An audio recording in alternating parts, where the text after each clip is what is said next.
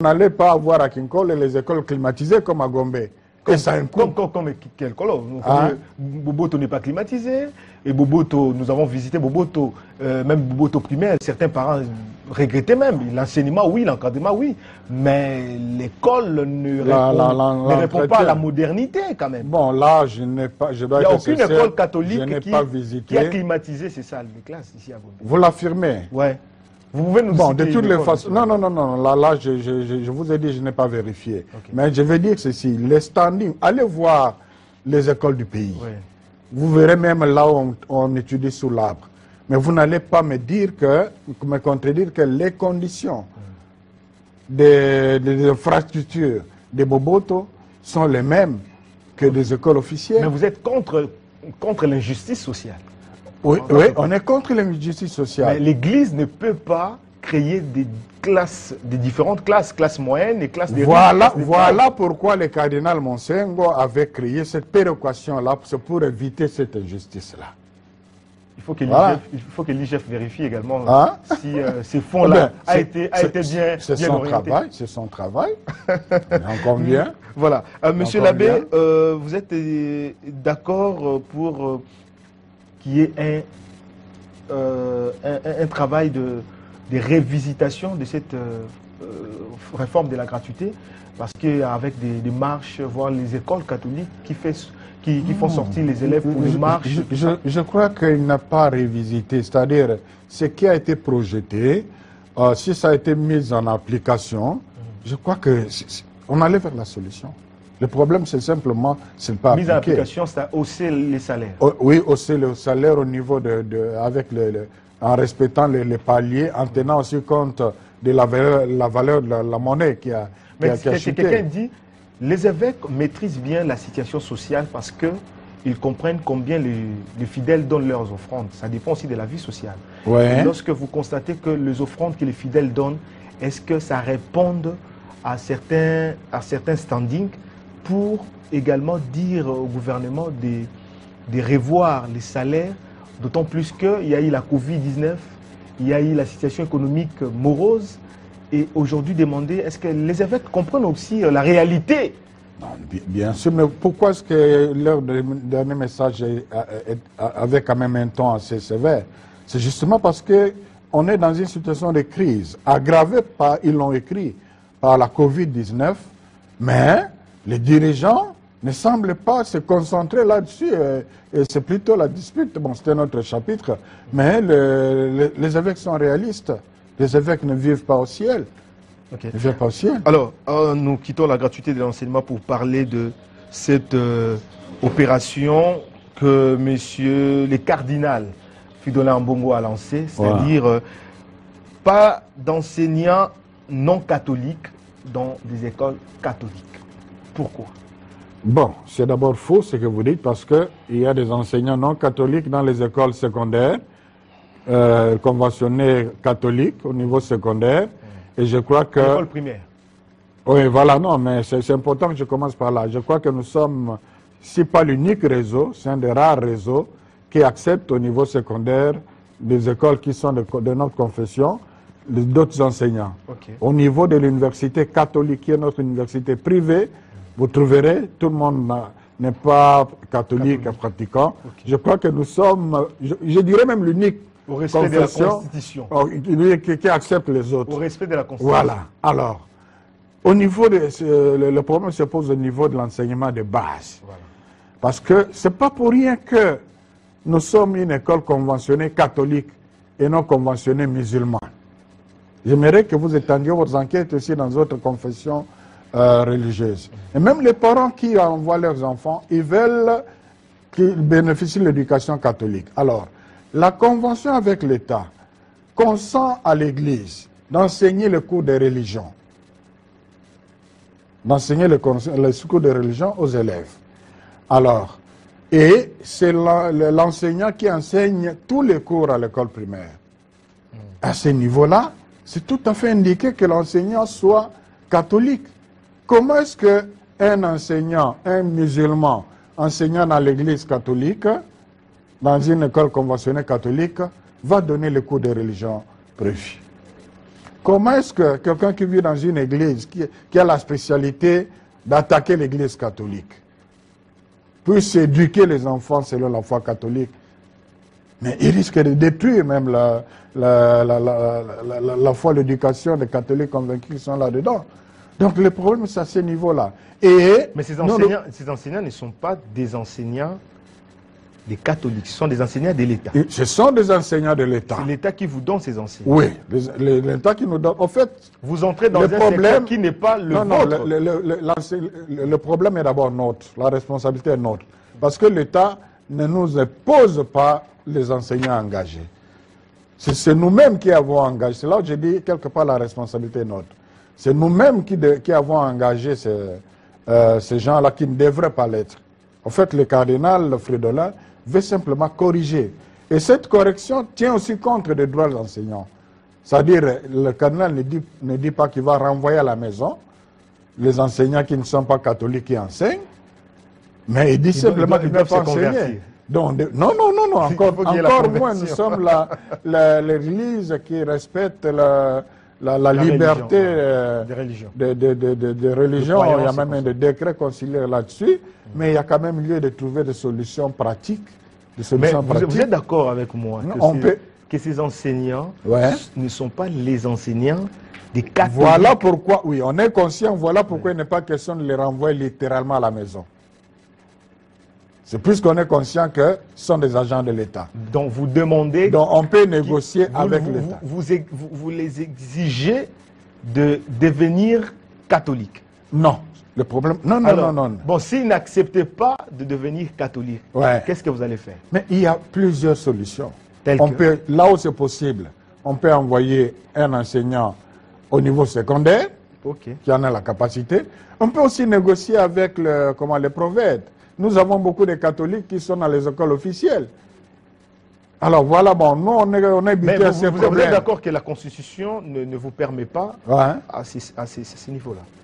Non, qu'est-ce que la Constitution ne nous permet pas? Qu'on négocie avec la permutation? L'enseignement n'a pas de couleur ecclésiale ou bien couleur... Non, on est conscient et pour preuve, au secondaire, on a des élèves, des professeurs qui ne sont pas des catholiques.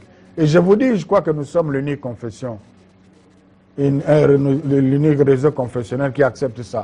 C'est pour dire que nous sommes exemplaires modèles par rapport aux autres. Pourquoi le faire maintenant? Le problème, ce n'est pas pour l'enseignement de base, c'est pour corriger une erreur. Une erreur de la part du gestionnaire. Après combien d'années? Bon, ça c'est un problème. Ça c'est un problème. Le nouveau pasteur de Kinshasa a été plus vigilant. Je vous dis que dans beaucoup de diocèses, les problèmes ne se posent même pas parce qu'il n'y en a pas.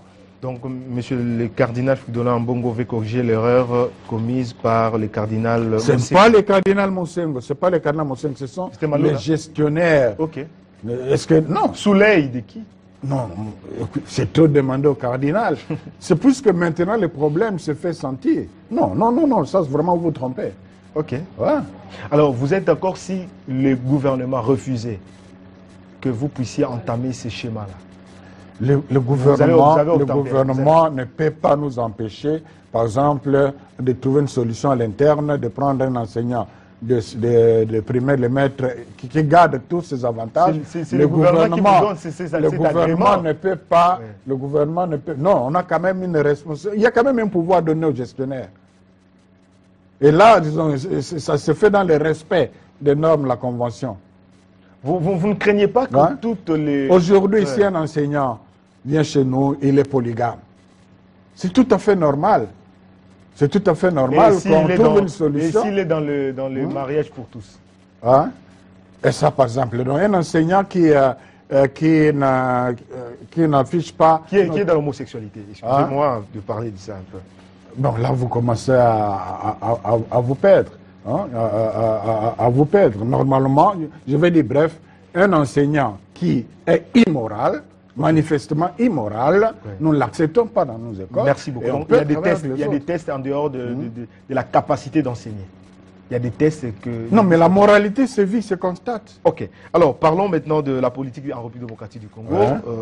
Nous allons survoler sur ça. Vous étiez hier à la prestation des serments de 3 juges. Vous avez constaté, est-ce que Vous êtes d'accord avec ce que demande Martin Fayoulou, qui est un dialogue pour mettre fin à cette crise qui semble voir les jours? Écoutez, dans mon rôle, je n'aime pas faire le porte-parole, l'interprète des politiciens. Voilà. Vous l'aurez déjà constaté. Moi, je suis là, porte-parole de la SEMCO. Un politicien qui a donné son point de vue, c'est son point de vue. Nous, la SEMCO ne peut intervenir que s'il y a une prise de position qui impacte sur la vie des Congolais. Voilà, vous observez la situation sociale, économique, politique de la République démocratique du Congo.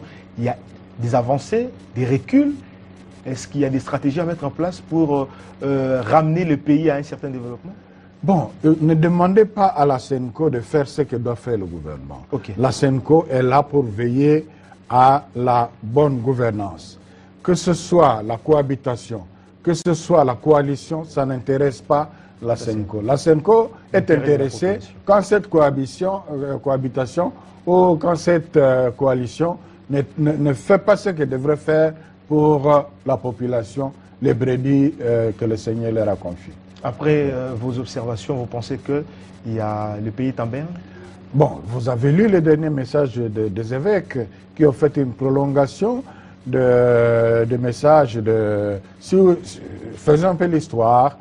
Au mois de janvier, février, les évêques ont pris position par rapport aux résultats des élections. Tout comme ils avaient pris en 2011 après les élections. Et puis, au niveau de la vérité de fait, l'Église a pris acte du point de vue par rapport au respect des institutions, du point de vue juridique. L'Église s'est engagée du point de vue pratique à accompagner les institutions. Au mois de juin, dans l'Assemblée plénière de juin 2019, les évêques ont fait un état des lieux. Ils ont relevé les éléments positifs pour lesquels ils encourageaient la coalition. Et ils ont aussi relevé quelques inquiétudes pour lesquelles ils attiraient l'attention du gouvernement.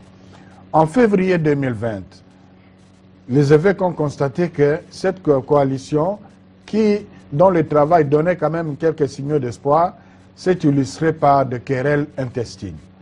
Ils ont sorti un message, coalition pour quel but? Pourquoi faire? Ils ont interpellé les politiciens qui, au lieu de travailler pour le bien-être de la population, passaient le temps à se quereller, à se chamailler. Maintenant, 7 mois après, on se rend compte que la situation s'empire, malgré cette interpellation. La crise devient plus profonde.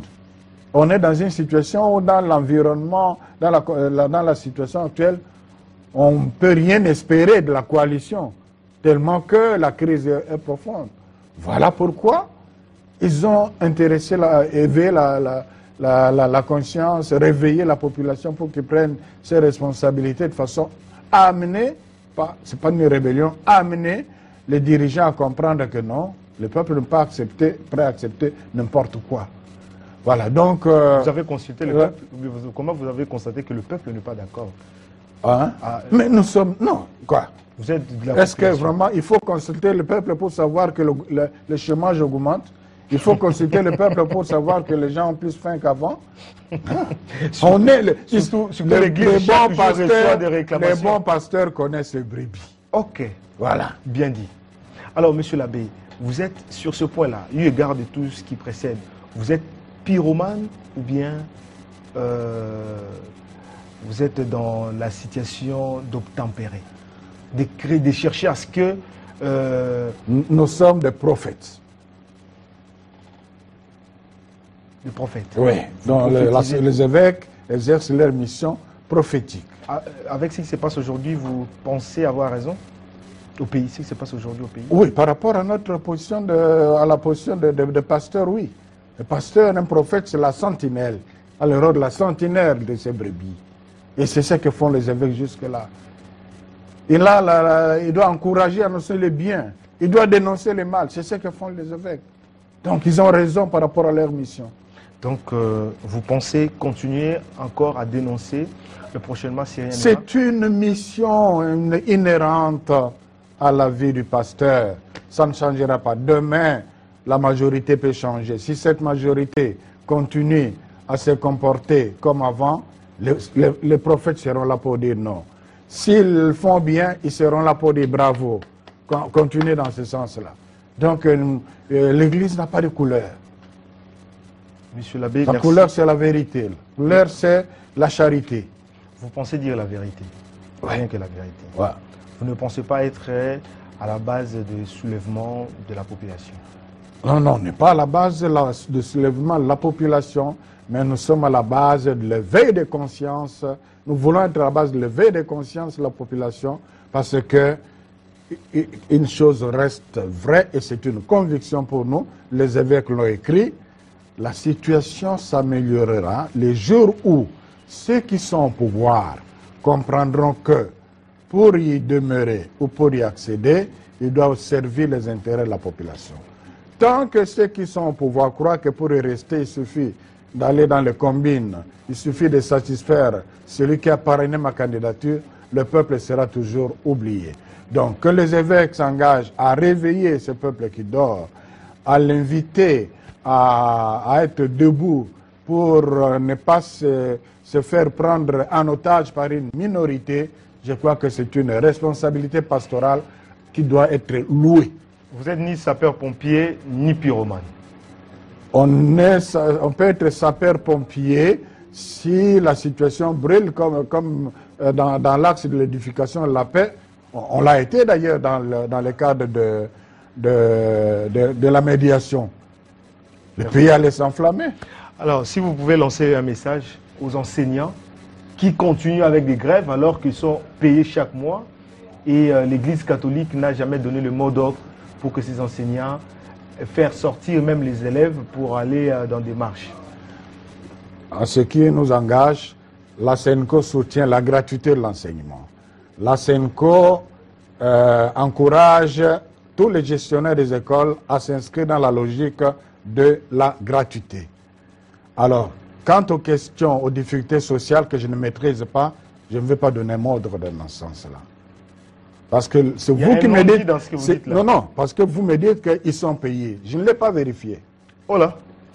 Je ne l'ai pas vérifié.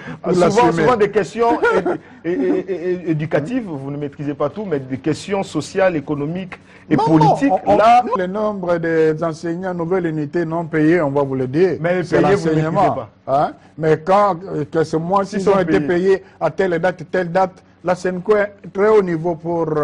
non, parce que vous savez, aujourd'hui avec l'appel l'enseignant, il y a un endroit où ils reçoivent un peu plus tôt. Il y a nous-mêmes sommes aussi des agents payés avec Caritas, avec IFOD. Après 2-3 mois, c'est pas vrai, pas vrai. Vous vérifierez. Et réduire les salaires de certains enseignants. Non, non, vous vérifierez. L'État est là, il y a un comité de suivi pour ça. Merci beaucoup, monsieur l'abbé. C'est même pas Caritas, c'est l'IFOD reçoit l'enveloppe dans les 24 heures. Il affrète l'avion, il va. Merci, monsieur l'abbé, d'avoir répondu à notre invitation. Et nous pensons vous faire revenir prochainement s'il y a toujours des questions éducatives et sociales.